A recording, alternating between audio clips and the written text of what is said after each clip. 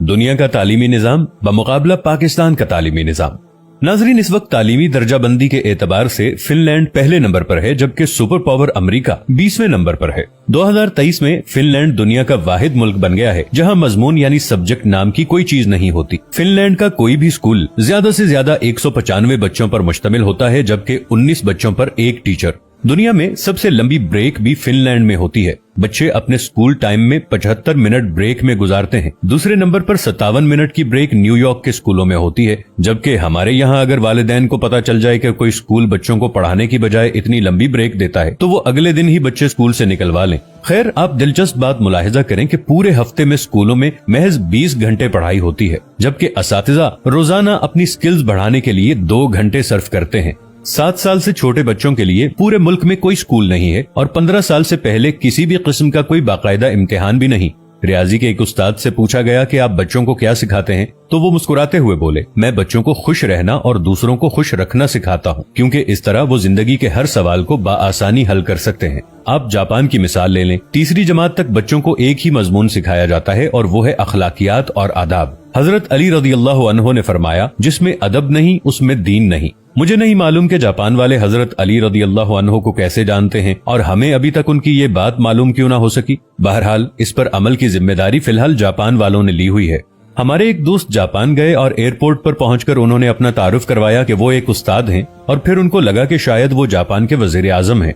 अशफाक अहमद साहिब मरहूम को एक दफा इटली में अदालत जाना पड़ा। उन्होंने भी अपना तारुफ करवाया कि मैं उस्ताद हूँ। वो लिखते हैं कि जज समेत कोर्ट में मौजूद तमाम लोग अपनी नशिस्तों से खड़े हो गए और उस दिन मुझे मालूम हुआ कि कौमों की इज्जत का राज उस्तादों की इज्जत में है। ये है कौमों की तरक्की और उरूजो जवाल का राज।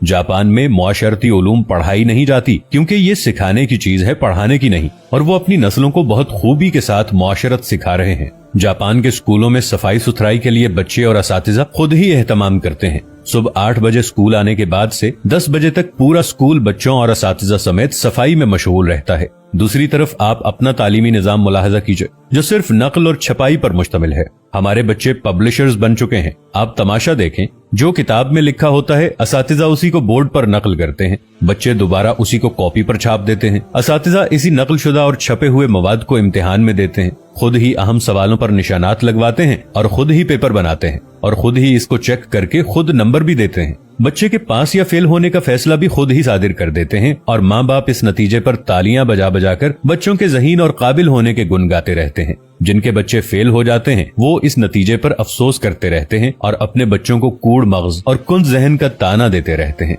हम 13-14 साल तक बच्चों को कतार में खड़ा कर करके असेंबली करवाते हैं और वो स्कूल से फारिग होते ही कतार को तोड़कर अपना काम करवाते हैं। जो जितने बड़े स्कूल से पढ़ा होता है, कतार को रौंदते हुए सबसे पहले अपना काम करवाने का हुनर जानता है। तालिबे इल्मों का स्कूल में सारा वक्त साइंस रटने में गुजरता है और आपको पूरे मुल्क में कोई साइंसदान नामी चीज नजर नहीं आएगी, क्योंकि बदकिस्मती से साइंस सीखने की और खुद तजर्बा करने की चीज है और हम इससे भी रट्टा लगवाते हैं।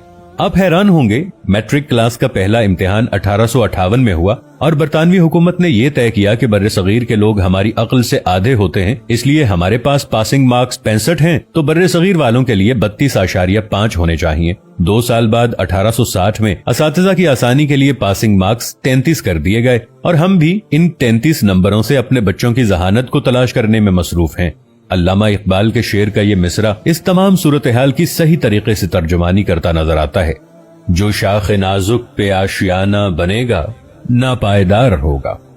दोस्तों, अगर वीडियो पसंद आई हो तो इस पैगाम को दूसरों तक भी जरूर पहुंचाइएगा, लिहाजा वीडियो को लाइक और शेयर करना मत भूलिएगा। इंशाअल्लाह जल्द मिलेंगे नई वीडियो के साथ, तब तक के लिए अल्लाह निगहबान।